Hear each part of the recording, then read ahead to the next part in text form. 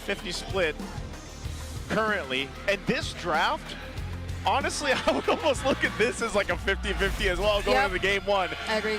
So, I don't know. Either way, it's a best of three. Hopefully, we get three amazing games between this golden rivalry that we've been talking about here. They've gone back and forth so many times, and we'll see exactly if Onic Philippines can stop this stampede that Team Liquid Philippines has been on for now 6 matches in a row. Will they stop it here? Yeah, they've got a lot going for both of them. So in the draft, I can really tell that, you know, they got a lot, but not all that they wanted. Again, XP Frey up for contention here. Look at that mid lane fight. Early flicker is already forced out here by Onic. And this is just literally how they keep playing the early game. Even in their previous matches, it's just how dominant they start things off. Oh, JP might get stunned there. Also using the flicker now, that's the mid duo. And this could be a punish. Super Prince flickering out. Tlph too brought in, and that might be first blood for Onic. What a bro, what a move from Brusco. There to be there for Super Prince. Yeah, essentially the power of Surge of Life, you cannot underestimate that.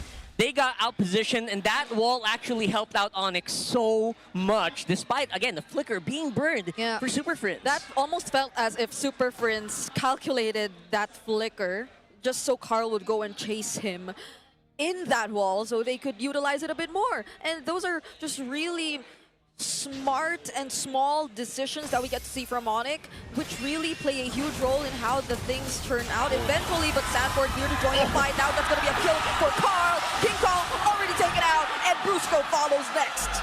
This gets me excited for this matchup, and exactly why this is a golden rivalry between these two. They are non-stop, under 2 minutes into the game. Ooh. Actually amazing. Look at that. Look at that. Look at the barrel. We need cameras everywhere. Oh my goodness. One day we will. One day the broadcast But how do we catch will. that though? You know what? I don't know. We'll figure it out when we get there. We'll get more cameras. We'll get more cameras. 100%. Well, the fight for the turtle, first one of the game. It looks like, yep, Tlph will grab that just fine. And this is what you have to look at, is the pace that's being set here. On both sides. So far, it's a pendulum, back and forth this early on. It's a really good back and forth, but you also have to look at where the goal is going, especially right now that Sanford got the kill, Tlph got the kill. It's going into the right pockets for Tlph. Yep, and what do we say about not allowing for Tlph to get close to the objectives? Yeah. Onic, even despite a really good start, are now slowing down. And I don't know if that's the kind of approach you want to go for up against Liquid, because it seems like they're getting a hang of their own momentum. This is one of those things where, again, Tlph, I know a lot of people think of him as a Lancelot. Well, I also see him as the Fredrin because of the time that, you know, we were in that meta. Oh, Raging Sandstorm. Oh, okay. Brusco using the Tsunami Slam, bringing them close to under their turret, and the flicker out to avoid that RWM. Ooh, I love the trades that are happening right now. Yeah. As we were saying, actually, you know what? Tlph on Fredrin, that's like his second most used hero in all times. It's gotta be. Because, yeah, there was a time in that meta when that's about all you saw. Him, the Baksha. 14, 15 maybe? Yep, and it was just a back and forth, but he knows how to play against a more aggressive hero like the Suyo with this Fredrin, so to speak, and really what the focus is going to be as the game goes on, even though there's a whole lot of kind of skirmishes happening this early on, is the objective control that Tlph's lineup will actually give them because of the tools they have. I'm talking about the real-world manipulation, ultimate from Sanji. Fredrin can kind of just post up, and that's where Onic might have to get a little creative later on. Part of that creativity has to also come from the Kalea from Brusco actually getting some of these purifies down, or trying to get burning that Tsunami Slam to get something set up for Onic Philippines later on. Yeah. Oh, now they try to go for JP. Doesn't get to use the quick sand guard, so a -1 for Liquid. Oh, this is just so perfect. That hero, the Kalea, is so perfect for Onic. It also gave Brusco like an MVP match, I think, yesterday. Yep. And it's worth it, especially against heroes like the Khalid. Cancel out that quick sand guard. What are you doing? All right, there goes the Black Dragon form. Zaman Force 2 committed here. Oh! King Kong winning out the retreat battle. Black Dragon form still there for Kirk, but Teddy takes Brusco. Now Onic able to run away with the real-world manipulation. Still catches Kirk. And the side step from JP. Catching Super Prince right there. Sanford going for the chase. He gets knocked off, but Sanford still gets the kill. Oh, wow. These are insane trades. Okay, he's going to have to back off. These are crazy trades happening. And right now, Tlph is slightly ahead in certain areas. It's nothing too crazy. I mean, even looking at the graph, you see the quick swing that's happening here. Back and forth. Okay, that was a flicker burn. Yeah. Sanji feeling the pressure. I think Brusco is really keeping the pressure there himself. Like, Brusco is that guy with the Kalea. Yeah, these are probably one of the closest trades we've seen in the first 5 minutes of a series of any game I've seen for a long time. Again, neither team is actually getting ahead way too much. Tlph definitely have more map control. They got more jungle control on their own as well. Yep. But on the other side, it's Severo who's actually getting a lot of free time. He's getting a lot of these free stacks on his passive as well. And I think Severo actually might be deadlier later on in the mid game. The only difference we're seeing from Severo now compared to the other games is that even though they're still leaving him alone as usual, he's not really getting the space to go for, let's say, turrets and extra gold and stuff like that. Because I think that's what kept him up top in terms of gold per minute in the rankings, is his ability to just keep looking for farm elsewhere. But Teddy also is, in a way, doing a great job at managing the laning, so he doesn't get to do that. Can I just say, take a note of Sanji's heart rate. It's the most elevated on Tlph's squad, and that's also just because of how much pressure a Kalea has on you as a mid laner. And needing to be in the right space, and especially when that flicker's down. So Sanji's pretty hyperactive right now. You can see it there amongst the rest of the team. RWM dropped down, so they don't have that for the turtle. Let's see what Onic does with this, knowing that he doesn't have the RWM. Huge advantage for them, supposedly, so let's see how they play around this. Brusco and Kirk now going in. That's the Dragon form. Do they find the Tsunami Slam? They do, and King Kong once again winning the Red Tree battle. JP gets taken out first, Brusco goes next. There's a trade coming in from Liquid, and they're gonna find Brusco, but that's about it. It's a 1-4-3 trade in favor of Onic. I mean, I think Onic is really sticking to that key to victory that we had. They're not letting Tlph in as much. I mean, when Tlph arrives, it's actually way too late. The combo's already synced in, and King Kong is locked. Oh, flicker used too. Again, Sanji, they're going to try to fight for the purple here. Yep, taken away. So one thing that you can't deny is how smooth a Suyo is. We're going to look at the replay here. I think this is when he goes in, gets the turtle. Look at King Kong. He's going to sweep on in here. So fast. Gets out, and then Severo has a way to go ahead and just fire off some shots, Destinadas, and they'll pick off Tlph here because there just isn't anywhere for Carl to go from there. So a really good decisive team fight for Onic early on for that last turtle of the game. Okay. Whoa, again. Brusco. There's the stun from JP though. Somehow still saves Sanji. Brusco now gets punished, but even the clutch RWM will keep him safe from Kirk. That's the Valkyrie descent coming in from Sanford. Onic will try to get this mid turret as much as they can. Teddy trying to join in. Zaman Force already committed. The knockup from Super Prince again, but the Crimson Beacon just to make it out of this fight. Sanford gets got to. Severo's on a killing spree. Oh my goodness. Tlph are getting punished so much with Sanji not having that Purify, basically getting caught as a free kill with Brusco in tow. It is just leading to such a bad team fight for TL. Man, Severo right now, and he's got the Sky Piercer, so he's definitely got a couple stacks at this point. This is, again, we haven't seen the Granger pop up too much. He did have a loss yesterday, and there was a time when you just know he doesn't have enough damage. Well, right now, Severo is online. He just picked up the Malefic Roar as well. So, damage department, Tlph is going to be in check when they're fighting Onic for this Lord. I know they mentioned that this composition should give them an advantage when it comes to fighting around this space around the Lord, but the way Onic's been playing, the way they've been moving, you got to take that into calculations as well. So right now, they'll get into position, get set up. Kirk, tanky as well on this Yuzhong. You don't see it too often either, but it's been playing so well, and now they have less than half health from this Lord. Okay. How does Tlph position himself here? He will not be able to do so. That's a Black Dragon form also still activated for Kirk. Brusco here might be the first target for Team Liquid Philippines, and they do find him right there. Super Prince trying to find the knockup, but the RWM catches two. That's the Zaman Force to go alongside Teddy. And now Zanford going in, finds two members with the knockup. There's the slows, but Onic might not want to fight anymore. Yeah, Sanford is low-key the biggest win condition right now for Tlph. The moment that you just don't have enough skills to hold this guy, he's just gonna tear through your lineup no matter what you do. It's really interesting because Sanford, especially the way that he's playing, and I'm really curious about what build he ends up going towards here. But the way he's playing the Freya, you see him jump into these fights, he pops the Valkyrie for him, but then he also backs off a little bit. He kites it. Yeah, Yeah. it baits Onic to even push through, trying to get him or trying to kill him. You can see he's building damage. He's got the Golden Staff, Corrosive Scythe already, but he is probably going to build in some defense at some point. And, you know, that's the way the team fights are going, but Onic is ultimately charging now forward with this Lord. Should be able to just get this tier 2 in the mid, maybe more. Yeah, we'll definitely have to wait for that moment, because right now Sanford he can fight, but then again, if he gets focused down, he is really, really squishy. Yeah. I'm expecting something like a Queen's Wings coming in here soon. Again, something that keep him in the fight longer. Okay. He needs that. Those The are shields. holy shields, yeah. Shields will pop mid and bottom. It's big. Yeah, Tlph will just still hold on, though. But it's a 4K gold lead now at this point for Onic Philippines. They've been doing really well playing in these team fights and just utilizing what they have. It's been nothing really fancy. I know Brusco's got a lot of depth, but he's got to be that guy. He's got to be the one to start things up with that Tsunami Slam, like we mentioned. And so far, Severo has had all the space in the world to move on this Granger, and he's continuing to stack up. Yeah.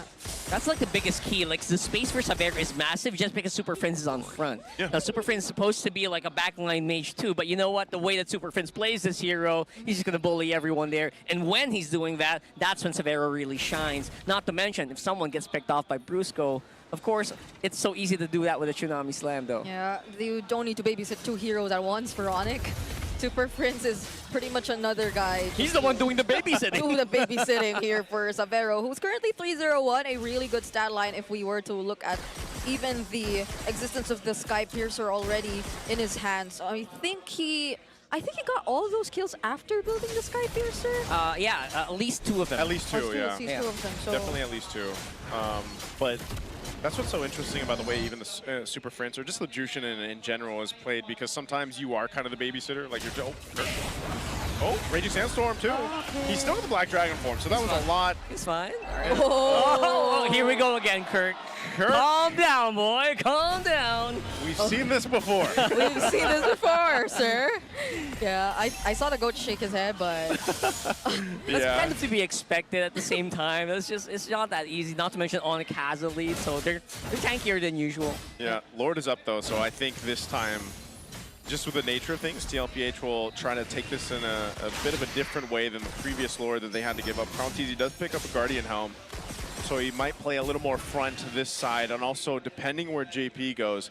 The thing is, he's got to wait for that Raging Sandstorm. Should be up here just as I say it. There it is. So he's got the green light to go ahead and initiate, but he's also got to worry about where Brusco goes. yeah. And that's why Sanji, again, the positioning on Sanji is so important. This is so difficult for Sanji too, because he's got to post up basically when he pops his ultimate, that real world manipulation. And so he is susceptible to being taken down. That's why this is so hard positioning-wise. Oh my goodness, here we go. Okay, Tlph shows himself to the retreat battle once again! Tlph this time winning it out. There was no focus on him whatsoever. JP2 still alive. Sanford with a Valkyrie Descent uses the Purify to keep himself safe, and the Crimson Beacon. Clutch from Team Liquid. That is very rare. He didn't even use Appraiser's Wrath. He outbeat King Kong on the Retribution in such a crucial game. He's the GOAT for a reason, man, and he's even down a level. And he made it happen. So that's Tlph, and now they're going to have the Lord on their side. They're going to go ahead and take down some of these turrets. Onic should be able to clear this out as the Lord charges and tier 2 in the mid. I don't know if this is going to be into a fight or if they just clear it out. A couple hits on that turret. It does stay up, though, for now. So Onic, again, they do lose that 4,000 gold lead they had, though. Yeah, that's just to be expected. Tlph, I mean, what can you do at this point? He's just so good at holding up. Hold on. Oh, Brusco? they see Brusco here, but he's just going to stand there, not really going to be threatened whatsoever. Oh, wait. Tlph gets knocked up. Another Crimson Beacon in for Super They Prince, want it. forcing out the flicker from Sanji as well. They want Carl, but there's the real world manipulation as a response. Kirk still using the back dragon form. Can Brusco get taken out first? Immortality already popped. Sanford trying to work on Kirk, and in the other side of the map, Super Prince with the flicker still survives. Teddy Cutie has to run away. Sanford finding Kirk, but in exchange of Carl. Oh boy, Severo, he's hunting. He got him! Severo with the triple, but hey, you got to commend Kirk on the Yu Zhang there. He took care and distracted Sanford and Sanji, the San duo, for the longest time so that Onic could go ahead and capitalize on that kill. That was just beautiful maneuvering here. for Onic as well, getting that lead back. And again, that was with big lanes pushing on multiple. So they were doing that under pressure. They were able to fight in a very good spot. All right, Kirk, you can recall a little bit after that one. Recall a little bit. Just a little bit. now. Just a little bit. That was a great team fight. Again, we're going to take a look at the replay here and look at where Kirk is. So he's got the Sansan duo. Meanwhile, the rest of the team's fighting on this side of the map towards the bottom. And so because you have that Sanji and Sanford, which are integral parts to winning these team fights, the rest of Tlph has nowhere but to just collapse under the firepower of Severo now, picking up 3 more stacks for that Skypiercer. It was honestly very painful to watch, to see the Sansan duo just recall on the other side of the map while their teammates are falling one by one. You don't want to see that. And that's so expertly done by Kirk here. He isolated 2 of them, fought them for so long. And I don't know, maybe the comms just kind of broke down for Tlph. Yeah, that's a 601 Ranger. I don't think you want to go up against that because Ranger danger. Ranger danger. Sorry, I had don't to. really. It's okay. It's right there. You don't really have a Yuzhong type XP laner. Yes, the Freya can go for the dives, but he can't really zone. it's kind of all in. Yeah. So I know you did mention something about he goes in, but he kind of kites them out. Yeah. But it's more once you commit, there's a much harder way to get out if you're a Freya. You know what? Yeah. Freya's essentially dropping a bomb, right? Yeah. The Yuzhong is basically a big shield that's pushing people up, pushing people down. So that's a big difference in gameplay. We'll see if that's going to matter here, especially now that Onic feels like they might just have a hold on this Lord. I think they do. Oh, Lord already low! There's the stun coming in from the Raging Sandstorm. Sandstorm! Sandstorm trying to come in from the sides. Carl TZ looking for Severo, but look at the damage from Severo! Appraiser's Wrath landing on Brusco. They still get to touch the RWM2. Onic have been just too successful with that Lord fight. Given how everything went, no one died. So both teams actually are able to go ahead and disengage from that after securing the Lord. And we'll see what they do with this. Again, this Lord could be cleared out pretty quickly. And we'll take a look at the items here, building in a Divine Glaive now available for Sanji. This will help them in the defense. Teddy's got one as well, so he's pretty much locked in for damage, and that's why Onic, even though they get this objective, they still have to really respect what Tlph can give them in terms of fight. At this point, it's actually correct to call him a Raging Sanford. Because it just feels like he's full items. He is not afraid to dive, especially if Super Prince already uses the crowd control on whoever with that lantern. But here we go. Big siege. He's gonna charge in. Yep. Oh, Tsunami Slab used on Carl once again. He sidesteps away. Crimson Beacon in for Super Prince. Valkyrie isn't coming in from Sanford. They fight Brusco! Now he's trying to go for the back lines. There you go, alongside the real world manipulation. Kirk looking at the next target. It's a double kill for Teddy! Oh, Severo still up again with all the space in the world. They just can't get to him, but Tlph will find 2 bodies and get some more momentum now. We're finally seeing the big impact of a full item Freya. And he is just having a blast. This time around, JP's initiation was actually on point. He so didn't Sanford even die. Exactly. It was perfect. Earlier, I think it really fell apart because JP died very early. Yeah. That was during the Lord fight earlier. But now that Tlph had the engage they wanted, everyone actually survived, and they lost so much, or they gave away, they took away so much from Onic. This is such a great back and forth game one that we're having here. I mean, it started from the minute 1, actually 30 seconds in. You know, when those flickers were burned early on, we already started to see it and has not let up at all. Almost 20 minutes into this game. Yeah, you can see, you know, Severo, his heart rate, it's getting a little elevated now, but he hasn't died yet. And he's found kills on just about everyone from Team Liquid. And so that's the best thing that Onic is doing. They're actually just protecting Severo, letting him do his thing, because eventually, yes, that Granger, those stacks, and even his stacks for the Granger alone will be pretty devastating to Tlph as they try to brute force their way into a fight against Onic. But, you know, I can say the same almost for Teddy. He's at a point where he's pretty much farmed up to where he needs to be. And he just has to go ahead and follow through on these team fights. He actually is. I think that's a huge reason as to why Liquid were still able to find a way to win that. Because it seems as if their lineup is more front to back. There's little to no way for them to just gain easy access towards the back lines. Even for Sanford, you see the Valkyrie descent, but he has to get past the front lines first before he eventually reaches heroes, let's say, like Super Friends, like Severo. And that's the same for Teddy. There's a very small window for him to actually land his damage immediately onto the squishy heroes. So now that he's farmed up, I think it's a much more warranted situation for Liquid to just go on and find those fights. But Onic, I'm pretty sure they're more careful of that now. They've seen it, they've experienced it during the last defense. Yeah, the biggest thing here is Onic. They need to choose where the fight's gonna happen. Don't put it on a fight where a Zaman Force can kind of trap you. Yeah. Make sure you fight out in the open and force Teddy on a bad situation. That's the only way that they can get this. Oh, they see. They're going to go for this Lord. Oh, Super Prince finding the knockups. JP not using the Raging Sandstorm just yet. Sanford zoning out from the behind. Carl TC now winning out the Red 3 battle all by himself. Sanford up against 3. Real World! And all that just to secure the Lord. Team Liquid played the macro level. They knew a wave was pushing down bot because that bottom base turret is down. They knew someone had to respond. It was going to be King Kong to respond to it. And then Sanford cut him off from getting there for the Lord. So now Tlph has this evolved Lord to make their way to the base of Onic. Sanji, calm down, bro. He's Sanji, been calm that down. way He's the like whole at game. 160 right I think the ones with the lowest heart rate are the roamers. Yeah. It's JP and Brusco. Look at that. Yeah. Right now, Sanji feels like he's under so much pressure. Again, I understand. We play mid a understand. lot. Without a Purify, if you make a bad move, you're done. You're cooked. You're trying to hit all your abilities, but also keep your finger above Flicker because you need it, especially How do you against do this. that? I don't know. Purify. Yeah, you have Right? to.